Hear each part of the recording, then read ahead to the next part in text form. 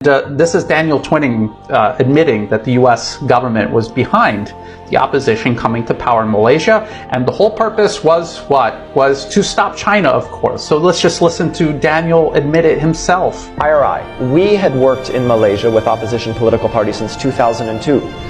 And guess whose funding we did it with? The National Endowment for Democracy. So for 15 years, working with NED resources, we worked to strengthen Malaysian opposition parties.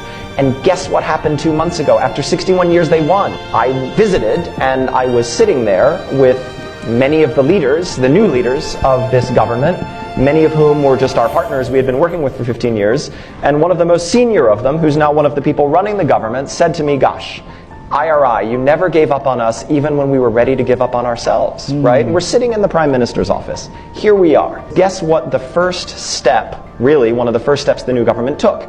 It froze Chinese infrastructure investments. This is not a hugely pro-American country. It's probably never going to be an actual US ally.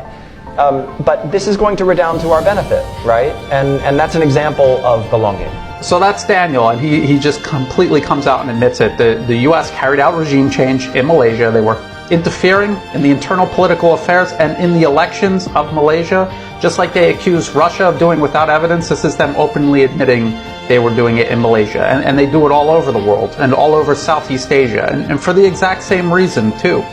And I also want to point out these other organizations, you're going to see them, if these protests start to get out of hand, you're going to hear these organizations in the news all the time. Lawyers for Liberty, Malaysia Kini, okay? And there was this street movement, Bersih, and they were all wearing yellow shirts in Malaysia.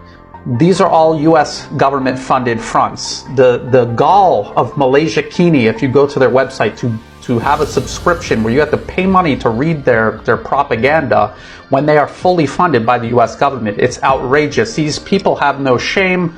I guess if you're selling your country out to the United States, where would you draw the line? Keep all of this in mind. If the protests start getting out of hand, I will start to get into the situation in Malaysia extensively. But I just want to point this out, that this is just another copy and pasted U.S. regime change operation in Southeast Asia. I have been warning people for months, if not over a year now, that the U.S. is trying to instigate a Asia Arab Spring style uprising, and this is all about encircling China with failed, divided, destroyed states. So we already see Myanmar burning to the ground. We see the protesters here in Thailand trying their hardest to do so here. Now we have the beginnings of protests in Malaysia, and luckily